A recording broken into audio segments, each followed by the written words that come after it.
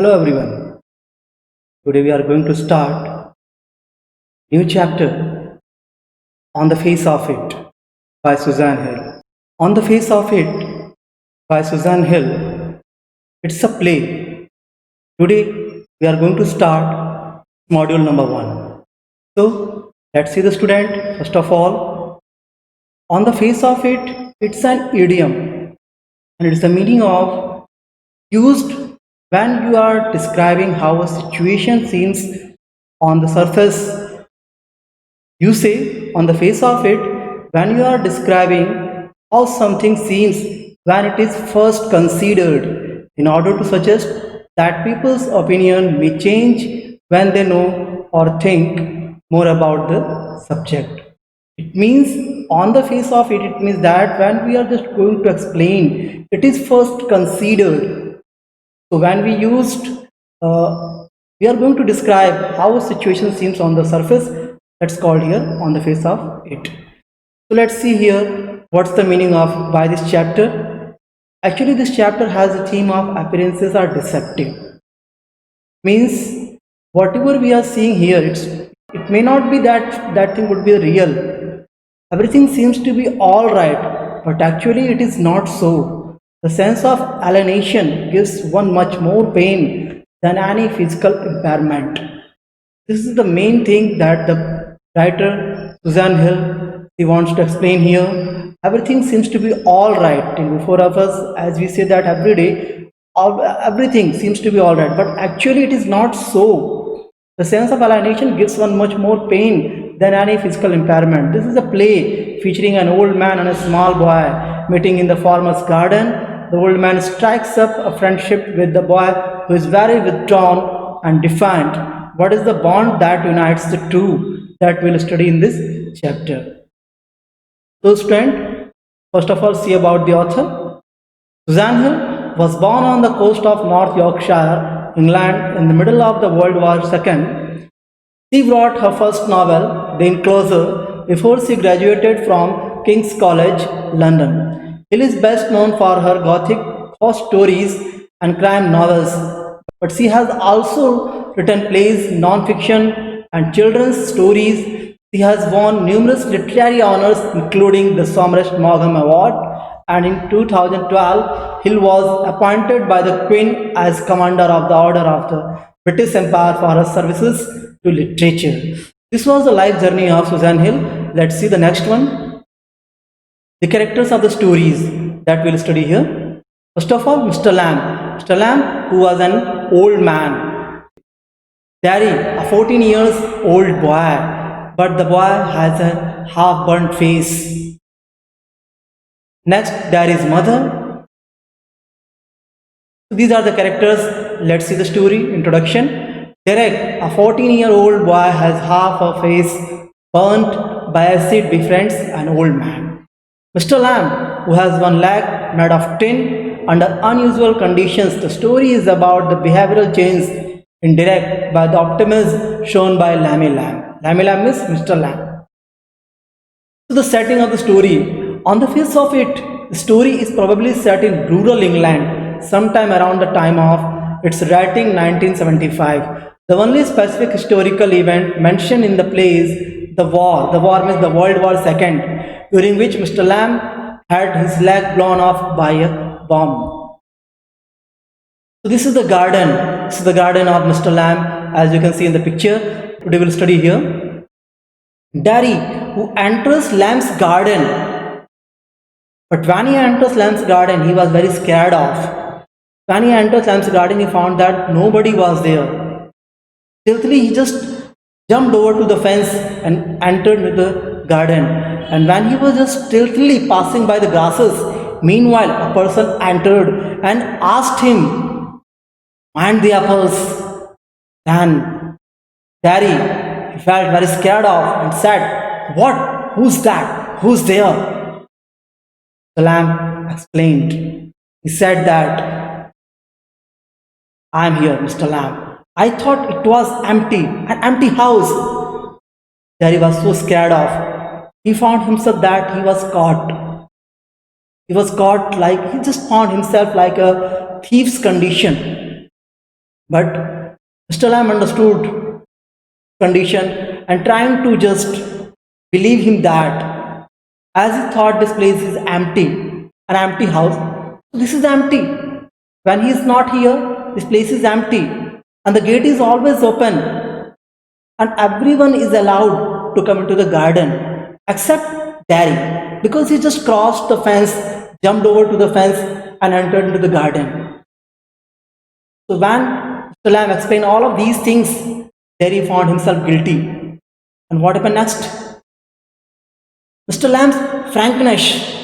It means when Daddy was just feeling very upset, he found himself guilty because he entered into the garden stealthily. So he found himself guilty. Meanwhile, Mr. Lamb was trying to release his scaredness, his fearness, and he was showing his frankness. How? He said that I don't mind who comes into the garden. The gate's always open.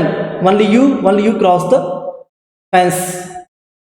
After that, he said that that's a terrible thing. That's the ugliest thing I ever saw, poor boy. Daddy said that. When you saw me, you just said that. That's a terrible thing. That's the ugliest thing I ever saw. You are a poor boy.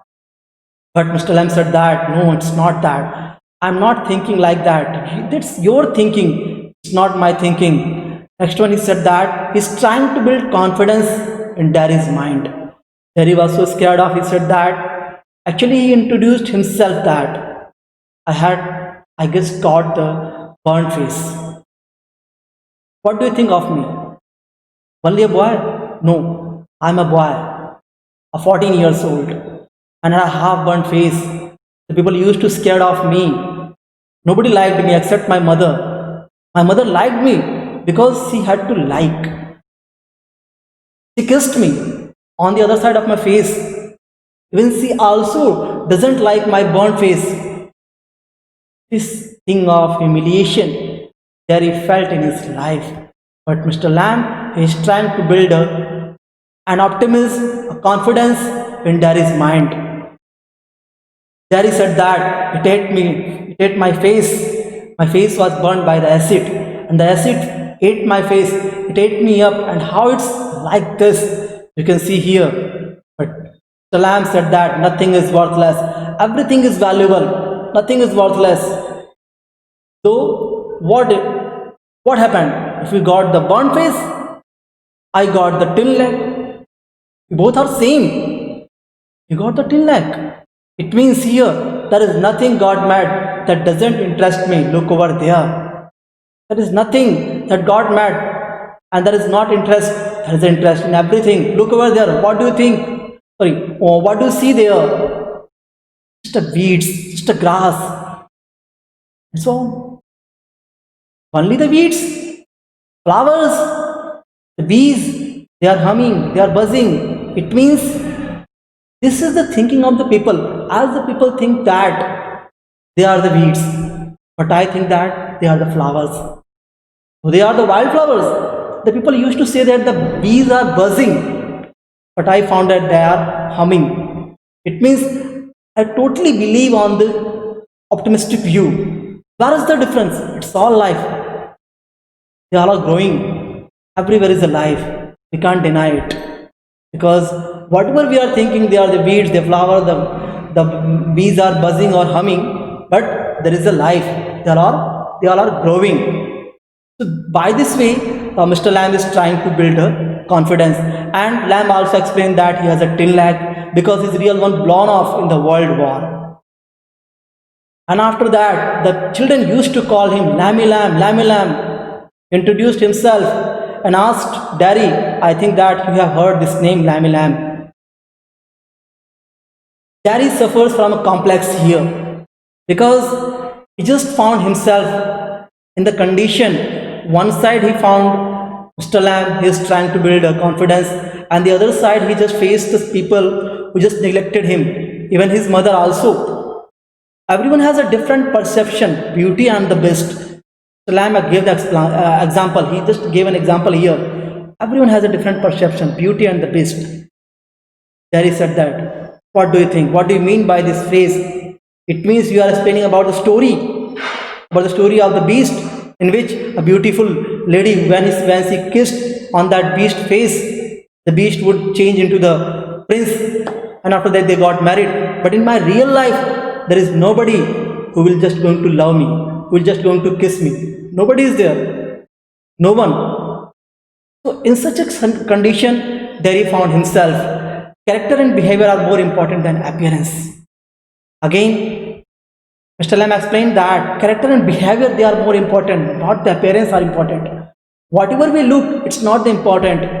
What we have the character, what we are our behavior, that's the main thing he's explaining here. He's just trying to explain. So student, I think that you understood this part. Next day, in the next module, we'll continue the story. This is time for question for practice. Let's see them. What is the play featuring? An old man and a small boy meeting in old man's garden, gossip of old man's woes, brave acts of a small boy. So the option number A is right. Next one, what were Derry and Mr. Lamb victims of? Vision impairment, physical impairment, war, none. They both were the victim of physical impairment. Next one, what unites Mr. Lamb and Derry? Their age, their woes, their life stories, their physical impairment that unites to them. Why did Mr. Lamb keep the door of his garden open? To keep an eye over his garden, to be safe, to chat with the people and the children who come in there to take fruit? None. Option number C is the right answer. So this is time for assignment. Let's see. What is the attitude of Mr. Lamb to the small boy who comes into the garden? What explanation does the small boy offer for coming into the garden? How does Mr. Lamb react to it? I am not afraid, people are afraid of me, says Derry. What do you think? What do people think on seeing his face? How do they react then? So these are the questions that you will solve. See you soon. Thank you. Thanks for watching.